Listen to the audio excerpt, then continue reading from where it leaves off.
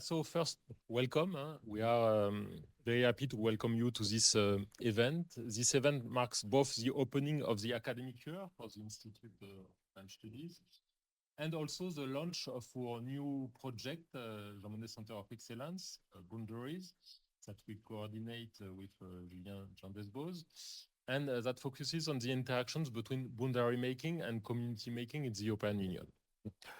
And so we had a kind of crash test because we will discuss whether Europe can survive or die. And we had a kind of test regarding how an event could have died in the face of so many challenges, a strike, partial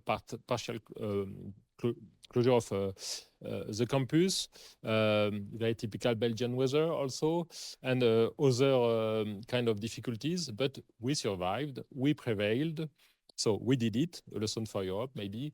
But this is really a reason to thank you for your tenacity, and also special thanks to our guest for his understanding and adaptability. And our guest is the man for the job. Kiran, it had to be you regarding the topic, not only the circumstances. Kiran Klaus Patel holds the chair of modern history at Ludwig Maximilian University in München, and he is the director of the Project House Europe. He's also the first investigator of the IRC Advanced Grant Project INECO that inspired our discussion today. Before joining München, Kiran held positions at Maastricht University, the European University Institute in Florence, and Humboldt University.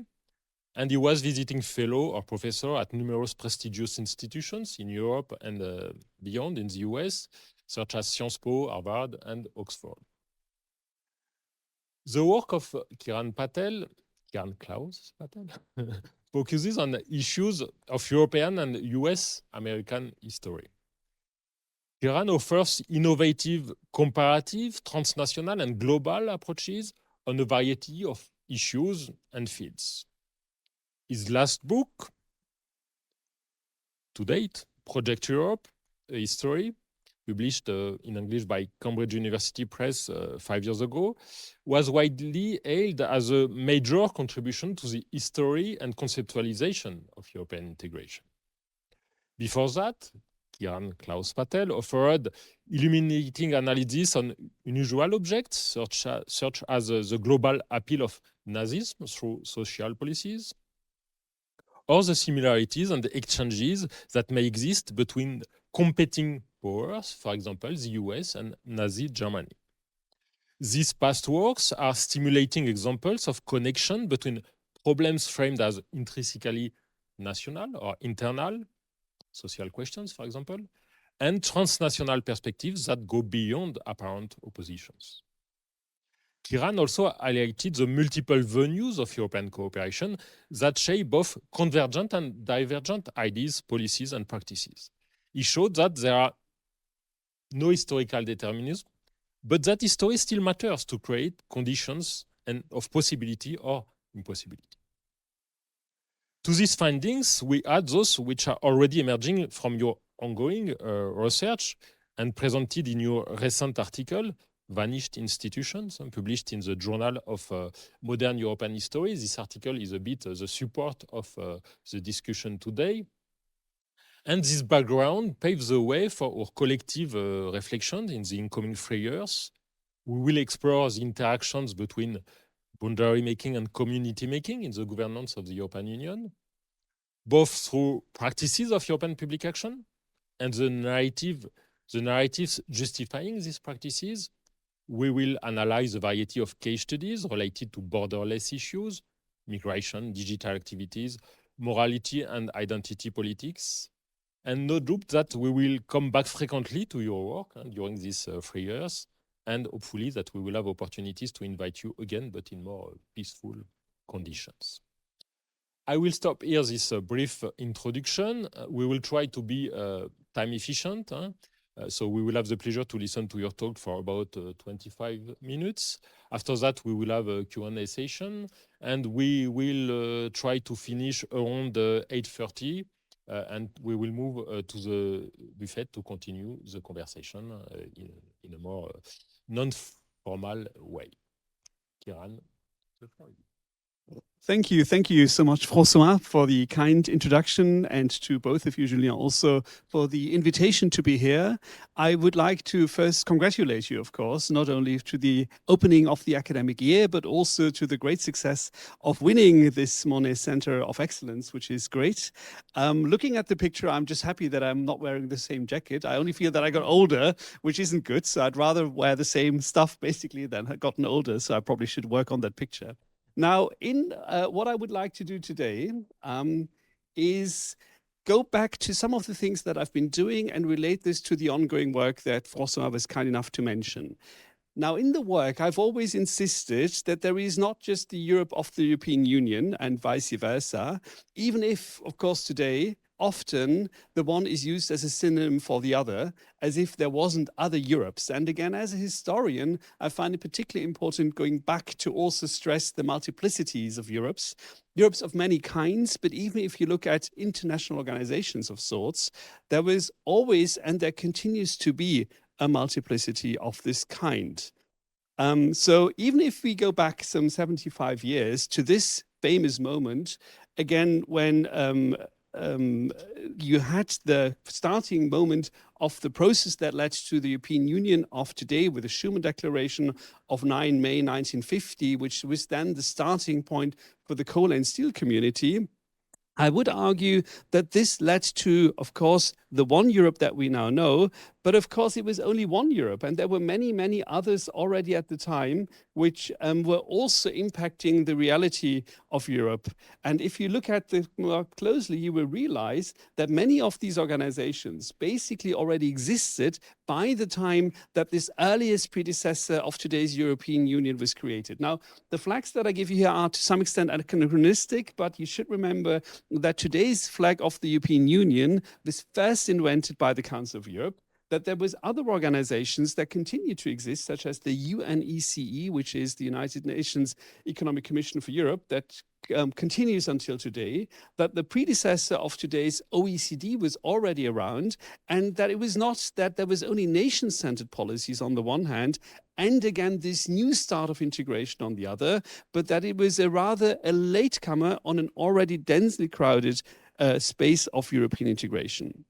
So the title of the talk, which, by the way, was chosen by others, not by me, could be a bit of misleading, if you will, because it also raises the question if Europe can die. And again, if you think that there is many Europes, then the question doesn't really work so well anymore. But I do think that the title has a real merit, and I do like it, because it's really about the how and not so much the if you will. And that can be broken down to the many institutional Europes, including the one of the European Union, that I want to discuss with you today. And I would want to give you an example of how one Europe basically did strengthen another Europe, how one institution in Europe fed into another Europe, and from that case study onwards, draw some general conclusions. So this is the little program that I have for the next 20 minutes for you. Doing so is just a reminder that international organizations do die. And this is interesting because few historians have looked into this dimension so far, and there is very little, until recently, quantitative evidence of this.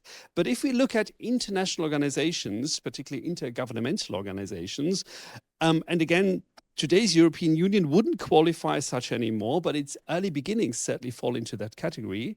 We have to acknowledge that some almost 40% of those IOs that were created since the early 19th century did actually die. And again, if I talk about international organizations, of course, we can go into the details during the Q&A, and particularly focusing on the intergovernmental organizations, which is the core group, which is particularly institutionalized, and where you can therefore argue, well, all the more surprising than once you go so far that you institutionalize them, that they still die. Now, going a little bit further into the details, it is interesting that not only the life of international organizations, but also their death is a very European story. So there is a particularly high number of European international organizations that were discontinued. Interestingly enough, that none of them died during the 19th century. So death is really a 21st century experience.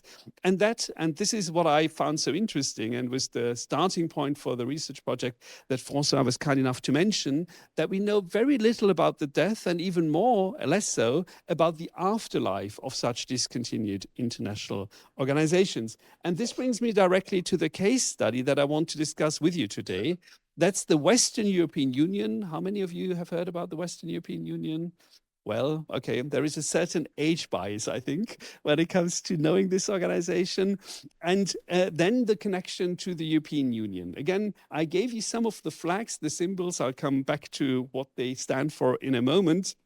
What I'm only trying to say that there is a link between a discontinued international organization in Europe and today's European Union. Again, a link that I think few people are aware of, that also tells us something about the life, the death, and the afterlife of international organizations.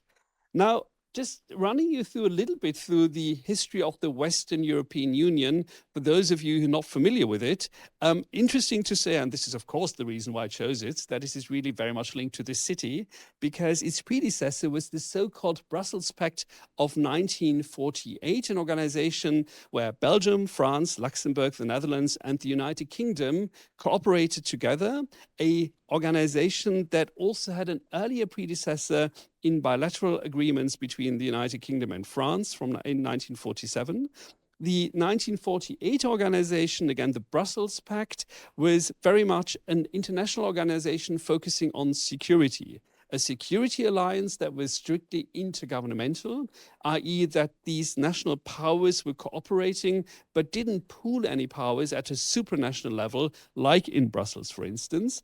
Again, interesting because it was a security organization that was first set up against potential future German aggression. So it was very much informed also by the history of, well, the two world wars and the one of 1870-71, where the idea was, let's make sure, for us as Western European powers, that we'll do everything together to make sure that such a new danger, a new German threat will not arise. Now, interesting that this organization is little known. It is older than NATO, which was only created 2 years later, basically. And it is, again, older than the European Coal and Steel Community, which is, again, the earliest predecessor of today's European Union, which, again, has, as I'm sure all of you know, this supranational dimension and was then leading into other forms of integration and, again, over the course of decades to today's European Union. So again, as a strictly intergovernmental organization, it was less intense in its form of cooperation, but there were also plans, of course, about security cooperation in those starting points that were leading to today's European Union. So you will probably be aware of posters such as this, that on that first starting point of the other 6 countries working together, this is the Benelux countries, it's France, and it's also West Germany and Italy.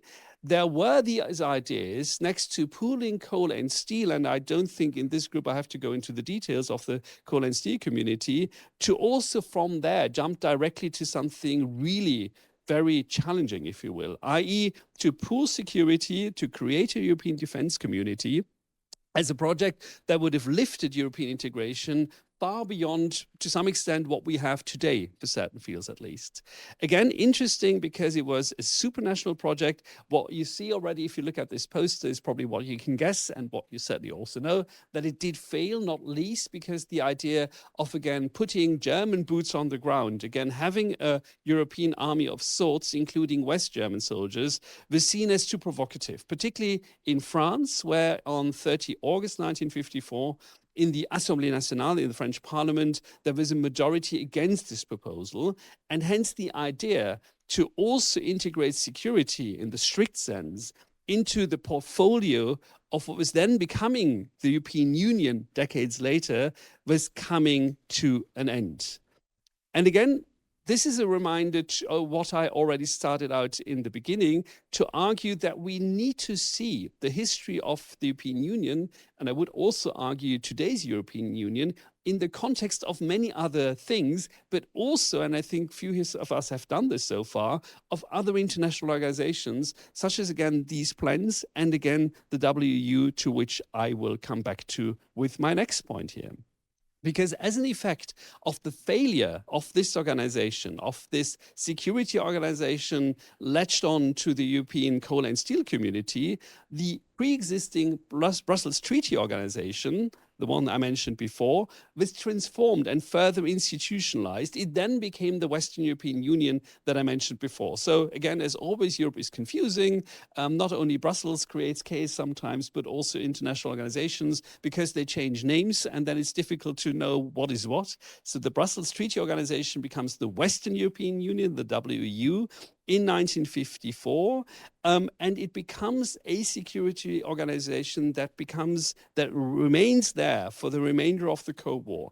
It is interesting, and also not so well known in the broader public, that the WEU also played an important role then in finding a security situation and solution for the post-war period, because West Germany was only then rearmed after this failure of 1954, in the context of using the WEU as a transition vehicle for German NATO entry. So what you had is this older international organization that was repurposed and used as a vehicle to make that German integration into NATO more acceptable, particularly for the French and some other Western European continental countries. So again, you had that, but what you also had is a situation where this Western European Union continued to live, but was soon outpaced and sidelined by NATO. You should probably know that NATO wasn't NATO when it was born in 1949. It was NAT. So the O was missing, and there was not a lot of security stuff the organization was doing. This is really a process of the 1950s. So what we tend to think of when we think of NATO is often a projection from the present back into the past. And what you have is a situation where only in the course of the early 1950s, NATO started to become the security organization that we know it of, and where it also absorbed some of the functions that the WEU had started to develop already in the first half of the 1950s. So what you then have, and this only kind of crystallized in the 1950s, is a certain division of labor, where again the European communities do economic stuff. NATO takes care of security, of course, in a transatlantic context, and this WEU continues to exist, despite the fact that it doesn't really play an important role anymore after this vehicle role that it played in the early 1950s. So it's a very interesting situation. I've also done research recently on why to keep a dormant international organization alive, because if you are from a rational choice perspective in IR, for instance, you'd say, this doesn't make any sense, this costs money, let's get rid of this thing. And it is interesting that Western European countries didn't abandon the WEU, because there was always the feel, let's not be too sure about the American security guarantee. Let's keep this as a reserve organization in case things go south. Well, obviously, I don't have to latch that on to present day developments. It's so obvious, but it's interesting that also that dimension that you find very clearly in the archive documents is completely kind of forgotten in today's discussions. So let me, instead of elaborating on this dormant period of the WEU, fast forward to the mid-1980s, where it is interesting that this organization was reactivated. This is a period when the Cold War, first in the early 1980s, intensified again, and then, as we all know, rather quickly collapsed.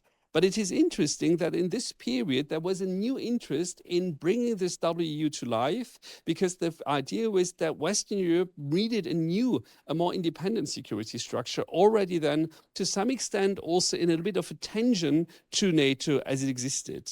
And what we also tend to forget, that after the end of the Cold War, peace and happiness did not unfold immediately, but rather there was the feeling that there is a lot of insecurity. Let's not forget about the wars also next to Yugoslavia, where there was a high need of thinking about security options, also against the backdrop of the discussion at the time that NATO might die, that NATO had become superfluous, and that one would still probably need a European security organization of sorts. So this is why this organization, the WEU, again, an organization that probably the younger amongst you might have never heard of, did get new powers and started to play an important role, I should say, on some specific issues into the 1980s and 90s. For instance, there is this story that there is minesweepers that were put into action during the second Gulf War, because, and this is the irony, or maybe interesting to hear, that the United States at the time didn't have enough ships of this kind, so they had to bring European ships, and there was this European organization then put in charge to bring this into action. The so-called Petersburg Declaration of 1992, i.e. after the end of the Cold War, was another moment where, again, the portfolio for the WEU was redefined with humanitarian, disarming, peacekeeping, and peacemaking components. Obviously, there was never an independent WEU army, but again, those member states who were in them, and they were largely identical with the European NATO countries, were willing to do something together, often also because NATO wasn't able to do these things. For instance, out-of-area missions, again, think of ex-Yugoslavia, or also other things like, for instance, help administer the city of Mostar in Bosnia-Herzegovina in the context of the wars and the attempts of peacemaking in that region, basically. Again, interesting that threat perceptions at the time then were getting lower, particularly when it comes to the dimension of security in the sense of war and peace, not so much when it comes to terrorism. That's a different story, but that was never really the purpose or the job of the WEU. And hence there was this new discussion of whether this organization was still needed. So we're now fast forwarding from the early 1990s into the mid 1990s. And what you had is a situation where particularly France and the UK were always of two minds with this regard. As you can imagine, the Brits were much more opting for NATO and a transatlantic option. The French, no surprise there either, for the more continental idea, and hence also the idea of upscaling the role of the WEU. This then led to a historical agreement at Saint-Malo in 1995 between Tony Blair and Jacques Chirac, with the agreement that the EU, that already existed at the time, should actually get a stronger defense component. And this is actually what brings me to the next part that I find really so interesting. Again, I'm showing you a chronological story, but again, from that summit in 1998, what you have is a process that is rather little known and rather little researched so far, which is the piecemeal absorption of this organization into the European Union, which took place from the mid-late 1990s into 2011. To some extent, it even is an ongoing process. I recently talked to the German ambassador to the European Union, who told me, sitting here in Brussels, that he still has two WEU jobs on his agenda. On the one hand, the archives, that still continues to be work, and also the pension schemes of former WEU officials, which is still, well, for some a nuisance, for others a lifeline, which connects them to this international organization. More importantly for us here is that certain functions that the WEU had developed, particularly since the 1980s and into the 1990s, were now absorbed, if you will. In the details, it's more a piecemeal adaptation process into today's European Union. So there is this satellite center, for instance, which I would again imagine most of you are not aware of. Again, an institution that was set up by the WEU, and provides space-based surveillance pictures, which is, of course, a very important intelligence component for any military or, to some extent, also civilian operation. An organization that was set up in 1993, and then, like many other bodies that the WEU had created, was then transferred from there into the European Union. Again, for many of these bodies, if you look on their websites today, there is hardly any reference to them being kind of legacies of the earlier WEU. So in that sense, it's interesting that a lot of the security powers and capacities and concrete kind of mechanisms that today's European Union have a back history in the history of a discontinued international organization, the WEU, that was then absorbed into the European Union.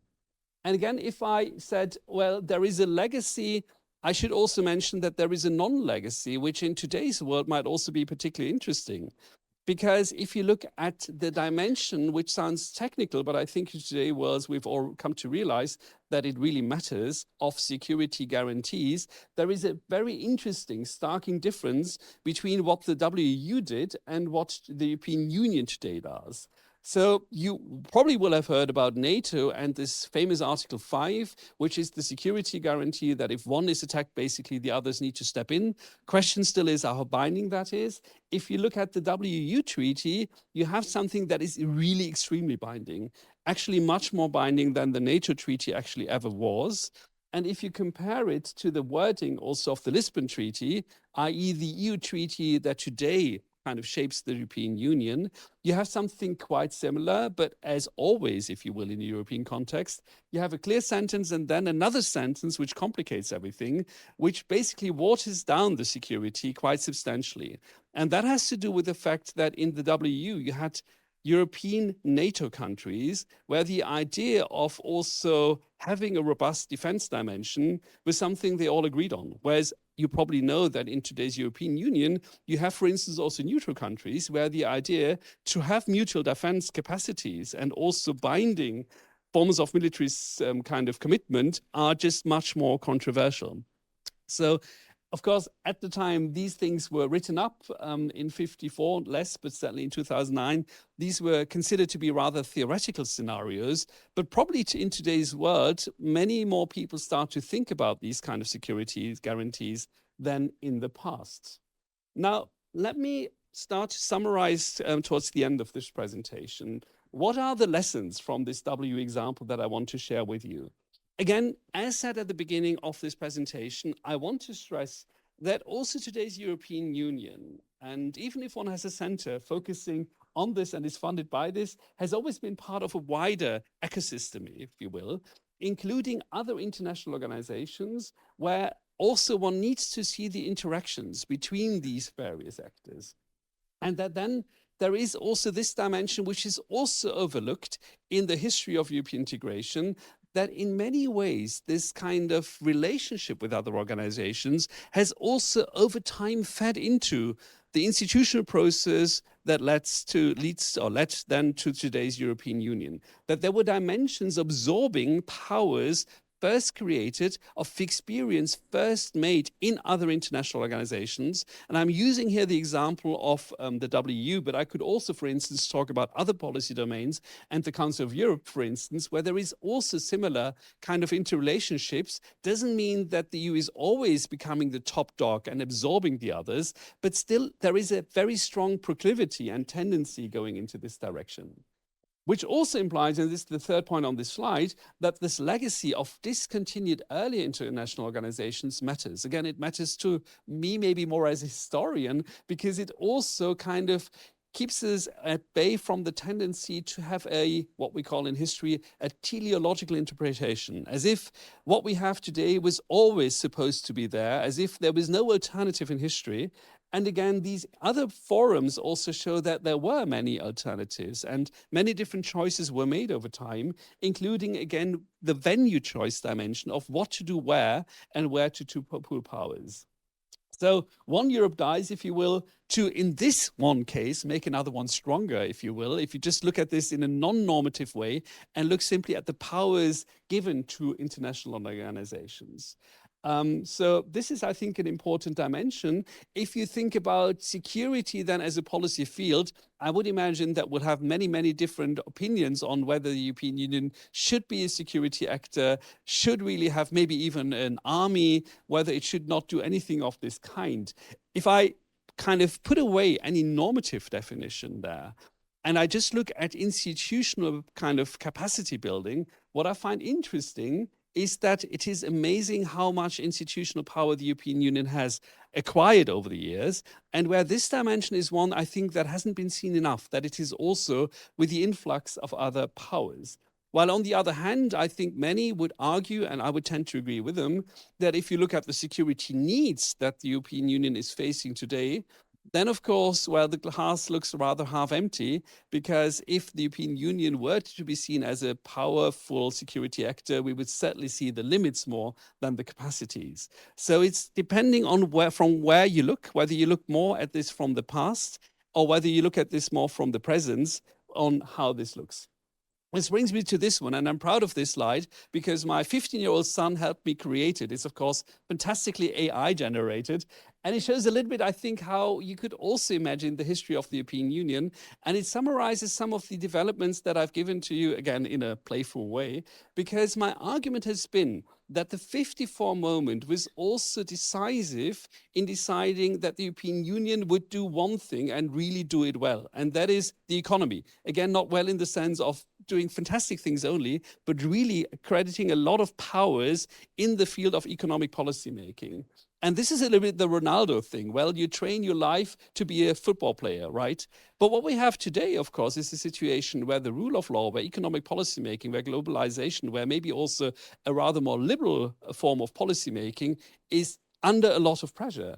And this is what the rugby players, I lived in Twickenham, which is the home of England rugby for a year, which is maybe the reason why I put this on the slide here, is a little bit the new game in town, where security, where hard power, where deglobalization, where nationalism, where populism are the new games in town, and where poor Ronaldo, if you will, now epitomizing for us the whole role of the European Union, is seeing how difficult, how different the world has become.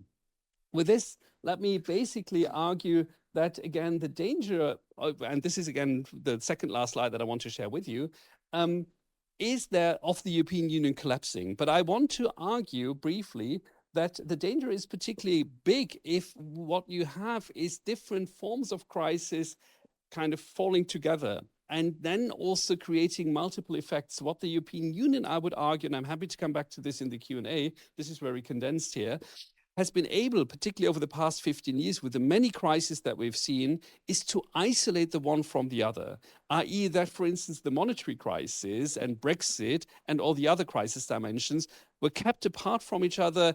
And that is one of the main reasons, I would argue, that the European Union has not collapsed over the past years, but has often acquired new competences and powers even, despite the challenges. Let me conclude with this last slide, and I hope I'm able to see it from here. So I think, again, sometimes it is useful to take distance to the dominant narratives. Again, the dominant narratives that are also very much produced by the institutions in Brussels and elsewhere, the European Union institutions themselves, and also go a little bit beyond the crisis talk and the kind of very presentist dimension of this, as I try to do in this talk, widen the canvas and also look at longer trajectories, basically. Again, if you want me to end, because I was told this should also be a bit of a public-facing talk, think about what is needed in the European Union. I would also argue that strengthening the firewalls between different policy fields, and hence also making the EU more robust when it comes to the various challenges, is something that we should discuss further. And finally, maybe also to think about the division of labor between various international organizations. We've long thought that the European Union is there for everything, basically. I think with the new security threats, and think of my Ronaldo metaphor, we need to wonder whether it is also really fit for purpose to do the security issues if we agree that security is a major concern. I want to leave it there to create enough room for discussion, and I'm happy to try to address and answer any kind of questions that you might have. With that, I don't know to whom I should hand over the mic. Thank you.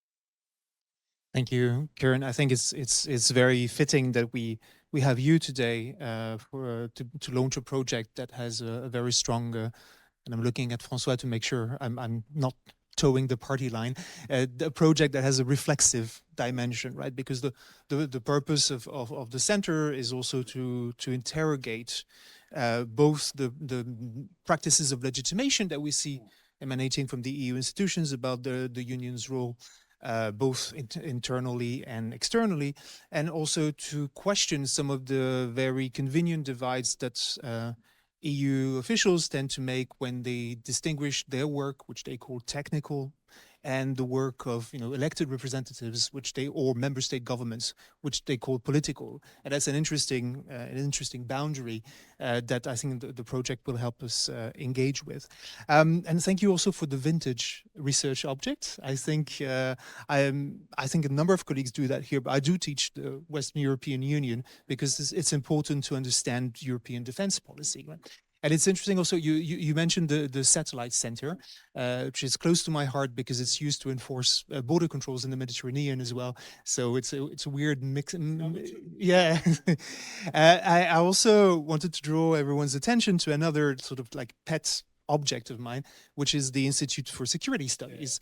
So, which is interesting because the Western European Union had this inbuilt think tank on security issues that became the EU's think tank on security issues, and that involved this somewhat unholy alliance between Javier Solana, who was the former Secretary General of NATO, and these researchers who had been working for the Western European Union now for the EU.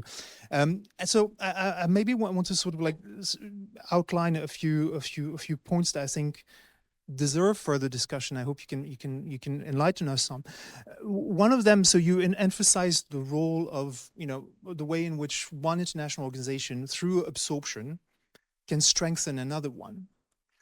But there's a sort of an unspoken sort of like process that can happen here, which is a parasitic relation, right? Because in the case of the Western European Union, its absorption within the EU did something important, which is it opened the door for military actors to start engaging with EU affairs, which is something that they hadn't done in the past. And to some extent, you could argue that was the first like jackboot in the door, to put it in these terms, that lead us today in a situation where we do have a EU military establishment that is in a situation where it's calling the shots on an increasing number of issues related to EU foreign policy. That's not just an EU problem, it's a national problem as well. You look in France, for example, the Defense Council is now calling the shots when it comes to foreign policy, and not the Quai d'Orsay anymore, not to the extent that it used to be. So there's a question mark here, which is the potentially parasitic relation that can exist, even though an organization has been officially subsumed to another. Its way of doing things and seeing things might actually subside. And I'm speaking from a perspective of where I've been looking for a number of years at, you know, Schengen processes. And Schengen is a good example of this, because essentially what Schengen did is in a way what the WEU did. When Schengen was absorbed into the EU, it opened the door for law enforcement and for interior ministry officials to actually start operating at the EU level, and they brought with them a very particular perspective on a number of things, including on freedom of movement. Right? So the redefinition of the possibility to cross borders as a matter of concern, of migration as a problem, and so on and so forth. So I would like maybe you to sort of say a few words about this sort of like parasitic element, and how, you know, the collapsing of boundaries. See, I'm staying on. I'm still within the parameters of the talk, how the collapsing boundaries might also lead to colonization processes, where specific groups of professionals actually manage to take over a given set of policy issues in the host organization, to put it that way. So that was sort of my first question or remark. The second has to do, and since we're on the topic of vintage, has to do with the distinction that you make between sort of like the EU sort of like operating as an economic regulator and not as a security provider, and only now moving to you know, considering itself as a security provider. One question here has to do with, you know, the way in which dominant narratives sort of exonerate the European integration from responsibilities linked to its economic power. And that's where the vintage part comes in. I'm thinking about Johan Galtung's work on the European community as a superpower, right, where he does point out through the notion of structural power that the depiction of the European communities at the time as this sort of like soft, cuddly organization that cares about the well-being of its citizenry and so on and so forth is profoundly misleading, because it actually exercises structural power through its grip over the world economy at the time, right? As an enforcer, if you will, of global capitalism, to use contemporary terms. So I also wanted you to reflect on this boundary between sort of, you know, between different kinds of powers, and the easy assumptions that we may make that one form of power somehow is more acceptable than another, and how we can sort of like question this given today's situation, of course, without teleology. And if I may finish on the personal note, I'm particularly happy to meet you, because when I started as a lecturer in Amsterdam, one of your articles was a very, very helpful way for me to introduce students to the problem of teleology in the study of European integration. So thank you very much. Thank you very much. How am I? Can I? I think we can. Well, if you want to say a few words, or if you want to collect questions from the audience. Okay, perfect. Let's do it. Thank you. Yeah, I think these are great points, and I hope the article that we read with the students wasn't an example of doing it wrong with the teleology, but maybe an example of thinking about this. Again, two very great points, and again, also grateful because they give me a chance to go a little bit beyond the broad brush that I had to apply here.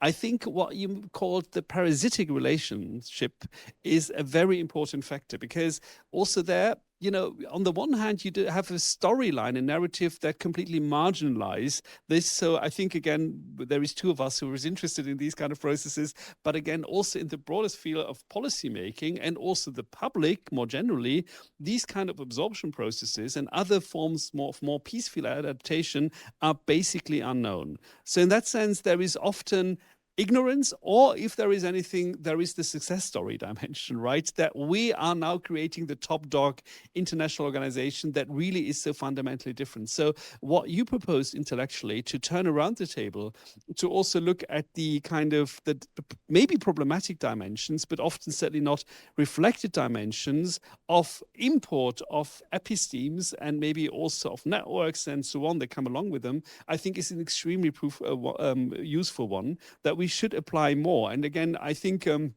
looking also at the students in the room, there is ample room to do more research on these questions.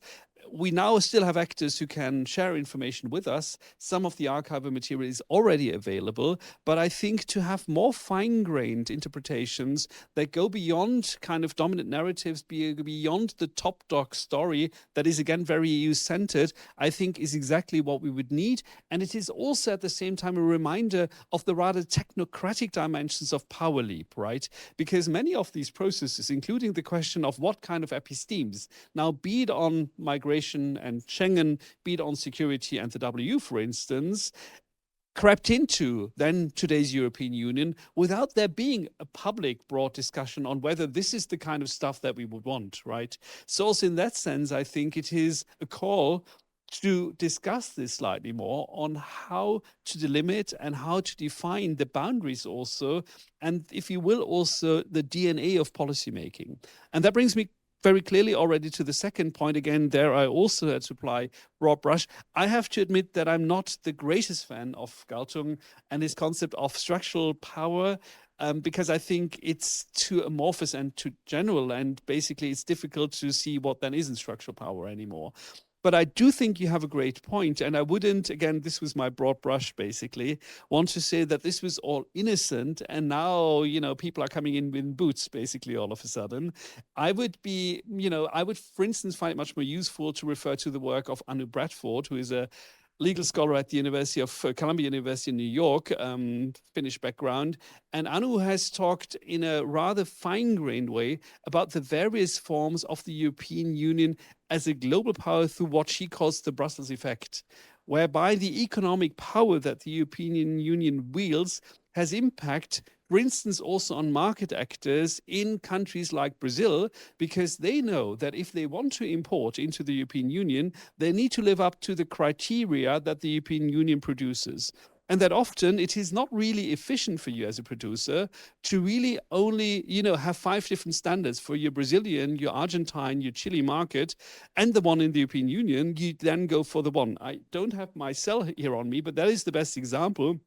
You might be aware of the fact that the European Union has standardized the power plug connection to be USB-C, right? And this was against big resistance by industries. Now, we don't want to discuss here whether this is good or bad. The point is that Apple, for instance, has also introduced, again, this USB-C plug in Brazil, in India, and other places, of course, including the United States. So this is exactly the epistemic and the market power dimension that we also see by the European Union. And this is only one of many examples, which I think in Bradford's work is also very powerfully explained, because she goes through the different layers of how there is formal regulation, but there is also these informal forms of power, both within the market of the European Union itself, but also how this power is wielded and projected beyond the boundaries of Europe. So in that sense, I would agree that we shouldn't see that, we should also see that. And again, we should firstly, I would argue, as scholars and as students, analyze this without immediately asking the normative question of whether it's good or bad, right? Because in some of these things, I would argue as a citizen, it's also good, because you might talk about environmental standards, labor standards, and so on, where I think it's good that there is rather high standard that the European Union then imposes, if you will, on producers. But there is certainly a form of power that also needs to be critically reflected, and that has also downsides. So in that sense, I would argue, let's ask the normative question second, not first, and first analyze the process as they unfold. To keep it short, I'll end there. Right. And